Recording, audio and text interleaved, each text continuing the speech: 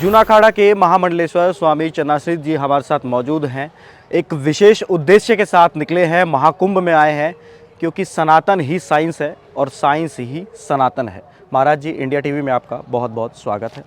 सबको हमारा प्रणाम, आपके दर्शकों को। महाराज जी, स्वर्ग योग क्या होता है? क्योंकि आप ये जो एक मैसेज लेकर के निकले हैं, तो स्वर्ग योग के बारे में एक बार बताइए।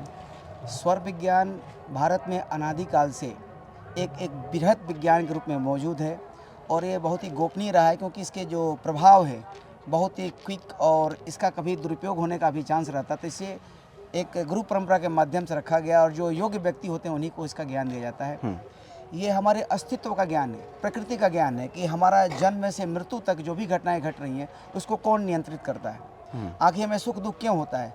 क्या कोई ऐसा विज्ञान है जिसे हम अपने जीवन में पूर्ण सफलता, पूर्ण सिद्धियों को प्राप्त करते हैं, ईश्वर की प्राप्ति कर लें?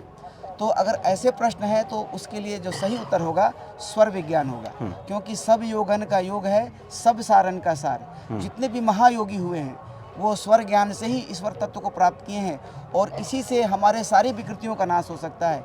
इस संसार में प्रकृति और विकृति दो चीज़ें होती है। जब प्रकृति में विकृति उत्पन्न होता है तो हमारे अंदर दोष उत्पन्न होता है और वही दोष कर्म बंधन के रूप में जन्म जन्मांतर तक हमें नाना प्रकार के सुख दुख इत्यादि की अनुभव करवाते रहते हैं। तो स्वर ज्ञान एक ऐसा ज्ञान है जो काल को जानने का ज्ञान है और काल की गतिविधियों के माध्यम से हम प्रारब्ध और कर्म जो हम कर रहे हैं क्यों कर रहे हैं और वो कहाँ से आ रहा है उसको कैसे नियंत्रित करें, ये सारा इसके अंदर है।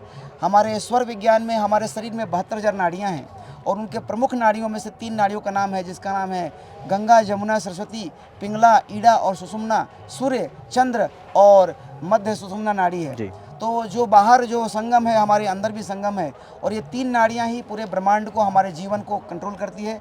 जो तत्व बाहर है वही तत्व हमारे अंदर है। यत ब्रह्मांडे तत्पिंडे हमारे सनातन धर्म में कहा गया है।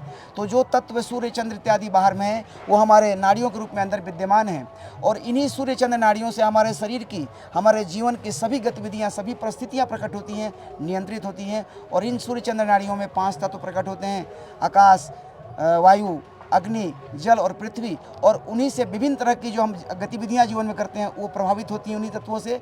अगर सही तत्व और कार्य का अलाइनमेंट, संजोग बन गया तो सिद्धि मिलती है, सफलता मिलती है, और गलत तत्व और नाड़ी का अलाइनमेंट हो गया तो असिद्धि, दुख और परेशानियों को झेलना पड़ता है और यहाँ तक कि इसमें मृत्यु तक को भी हम लोग कंट्रोल कर सकते हैं।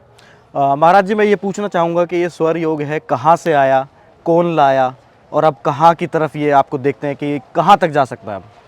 स्वर योग आदिकाल से पहली जो इसकी जो प्रकटीकरण है वो माता पार्वती और भगवान शंकर के संवाद के रूप में हुआ, जब वो एक बार अपने अनंत अनादि स्वरूप जो निरंजन निराकार स्वरूप है उसे अपने ही योग माया, इच्छा, क्रिया, ज्ञान के माध्यम से एक साकार रूप धारण करके अपने लोगों का विचरण करके वो देखना चाहते थे कि हमारी सृष्टि कैसे चल रही है। ऐसी कथा आती है कई ग्रंथों में।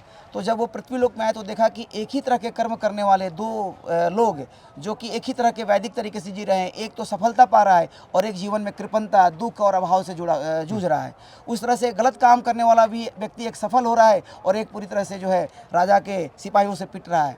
तो ऐसे चीज़ों को देखने के बाद माता पार्वती के अंदर एक प्रश्न उठता है कि हे महादेव, आपने सारे वेद, पुराण, आगम इत्यादि ज्ञान को प्रकट कर दिया है, कोई ऐसा ज्ञान है जो आज तक आपने प्रकट नहीं किया है, जो सर्वसिद्धि को देने वाला है? और तब माता पार्वती बोलती हैं भगवान शंकर से कि देव देव महादेव कृपा कृत्वम ममोपरि सर्वसिद्धि करम ज्ञानम कथमस्व ममो प्रभु। हे देवों को देव महादेव, आज आप हम पर कृपा करके और इस जन कल्याण के लिए, विश्व कल्याण के लिए वो ज्ञान अपने अनंत चेतना से प्रकट कीजिए जो आप तक आपने नहीं प्रकट किया, जिससे मनुष्य सर्वसिद्धि को प्राप्त करे। सर्वसिद्धि का मतलब होता है भौतिक जगत की भी सिद्धियाँ और आध्यात्मिक जगत की सिद्धियाँ।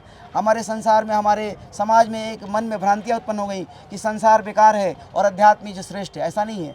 हमारे जीवन के 2 पंख होते हैं, एक अध्यात्म, आंतरिक जगत की जो क्रियाएं हैं, जो आत्मा का स्वरूप है, प्रकाश है, उसका ज्ञान है, आनंद, सच्चित आनंद का अनुभूति, और एक संसार है जो साधन बनता है, भोजन करते हैं, इसी संसार में रहते हैं, घर और इत्यादि का हमें ज़रूरत पड़ता है। योगी भी कहीं ना किसी वृक्ष का आश्रय लेते हैं, जल का पान करते हैं, तो संसार भी उतना ही जरूरी है। तो उन्होंने कहा सर्वसिद्धि, इस संसार की सिद्धियाँ भी व्यक्ति को मिले और अंत में उसको अंतर चेतना की भी प्राप्ति हो, ईश्वर की भी प्राप्ति हो। महाराज जी, नाड़ी की बात करी तो आप एक बार हमारे दर्शकों को बताइए कि कौन सी नाड़ी जो होती है वो सूर्य होती है और कौन सी चंद्रमा? सूर्य नाड़ी हमारे जब श्वास दाहिने नाक से चलती है तो उस समय हम ये सूर्य नाड़ी को अनुभव करते हैं और सूर्य नाड़ी उसमें एक्टिव होती है हमारे अंदर। और जब हमारी श्वास बाएं नाक से चलती है तो वो चंद्र नाड़ी होती है। हम दोनों नाक से लगातार श्वास नहीं लेते हैं। आज के विज्ञान जो आपका जो मेडिकल साइंस है, अगर डॉक्टरों से भी पूछेंगे तो बहुतों को नहीं मालूम है, 99% को नहीं मालूम है। उनको लगता है कि दोनों नाक से श्वास लेते हैं, तो ऐसा होता नहीं है।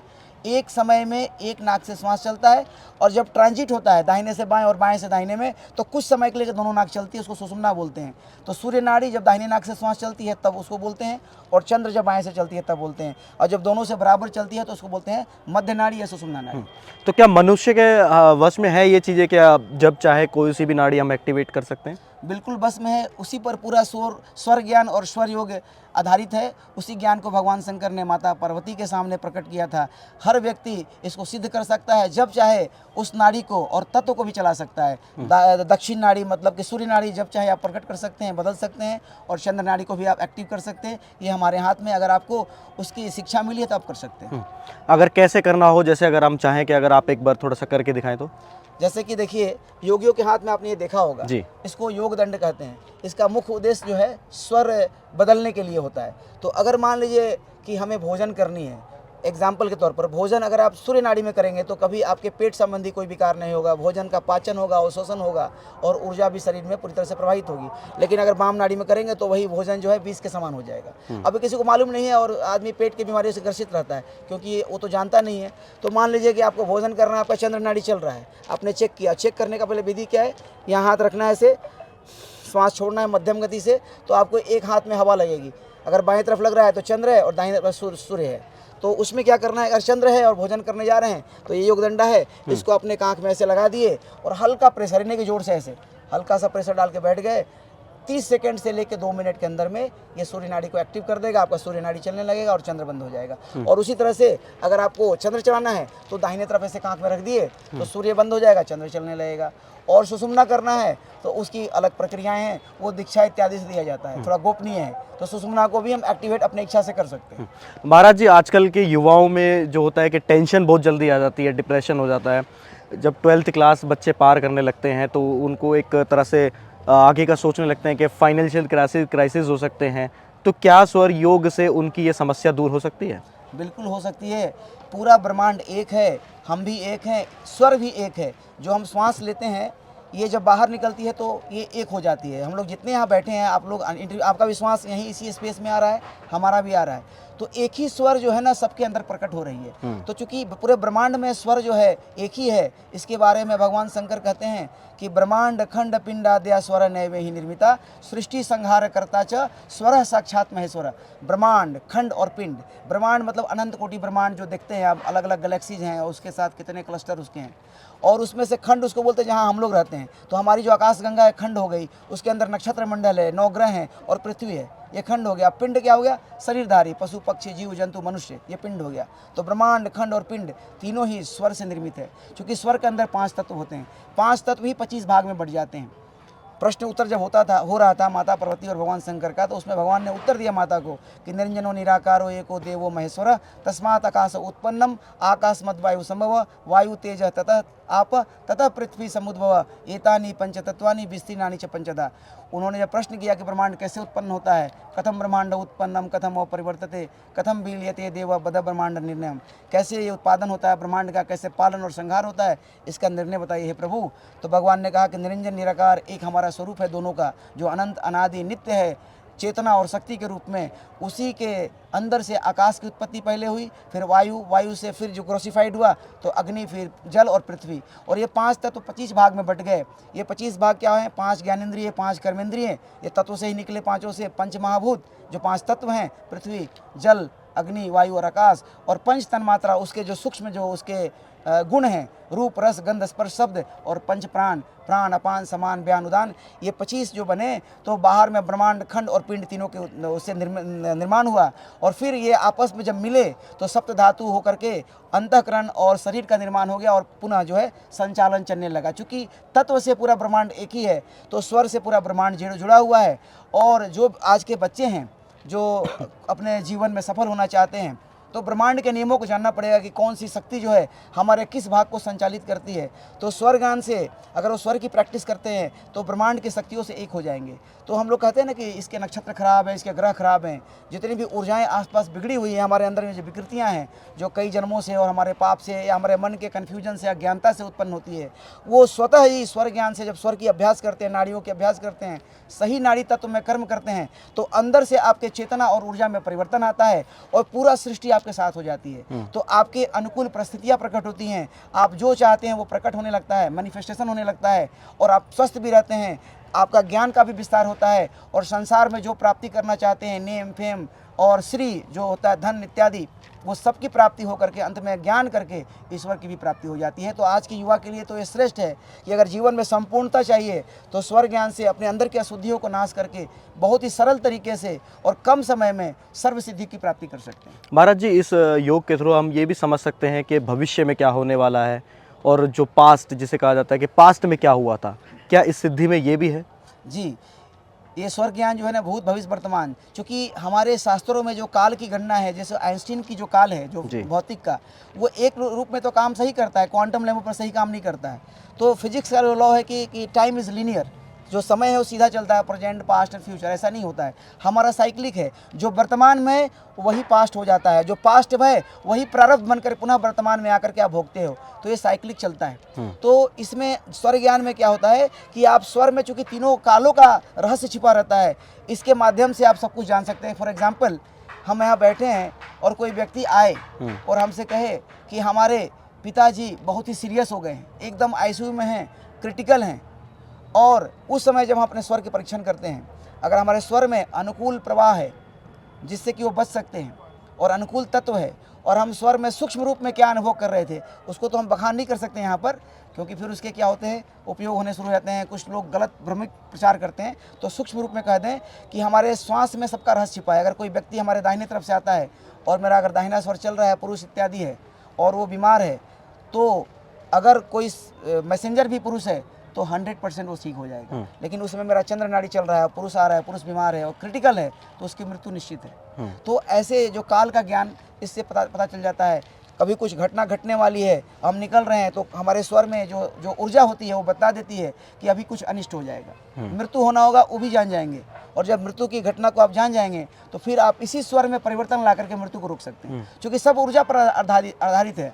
मृत्यु भी आनी होती है तो शरीर में एक प्रक्रिया है, हर चीज़ एक नियम होता है ना, जैसे हमारे देश में भी नियम कानून है, वैसे ही सृष्टि का एक नियम है जो नित्य सनातन नियम है। तो जब मृत्यु होती है तो शरीर के अंदर बदलाव शुरू हो जाता है, और वो बदलाव प्राणों में होता है, और उसका जो प्रकटीकरण हमारे श्वास पर हो जाता है। जब मृत्यु की प्राण हमारे ऊपर प्रकट हो रहे हैं तो हम अपने योग की शक्ति से, स्वर योग के ज्ञान से उस ऊर्जा को बदल करके जीवन के ऊर्जा में परिवर्तित कर सकते हैं। जैसे हमने कहा कि हम नाड़ी चंद्र से सूर्य कर सकते हैं, सूर्य से चंद्र, वैसे सूक्ष्म प्राणों को भी बदल सकते हैं, सूक्ष्म तत्वों को भी बदल सकते हैं। और जब सूक्ष्म प्राण तत्व बदल जाते हैं तो काल का जो प्लान है, चाल है, जिससे हमारी मृत्यु होने वाली है, वो प्रक्रिया रुक जाती है और पुनः जीवन की प्रक्रिया शुरू हो जाती है, तो उसको भी हम मात दे सकते हैं। तो ये योग सिर्फ इस योग के ही जरिए हम पता कर सकते हैं, या मृत्यु के बारे में, या फिर हमें कोई इसके लिए शिक्षा भी ग्रहण करनी होती है? इसके लिए आपको प्रॉपर साधना शिक्षा की, ऊर्जाओं को कैसे पहचाने, तत्वों को कैसे पहचाने, प्राणों को कैसे पहचाने, ये सारी जो है एक प्रक्रिया है जो कि दीक्षा और शिक्षा के माध्यम से, साधना के माध्यम से लोग इसको सिद्ध करते हैं, और जो व्यक्ति इसमें दक्ष हो जाते हैं वो कर सकते हैं। महाराज जी, आखिरी सवाल ये रहेगा कि क्या इस सिद्धि से, इस योग से हम मनचाही जो संतान है उसकी भी पूरी हो सकती है?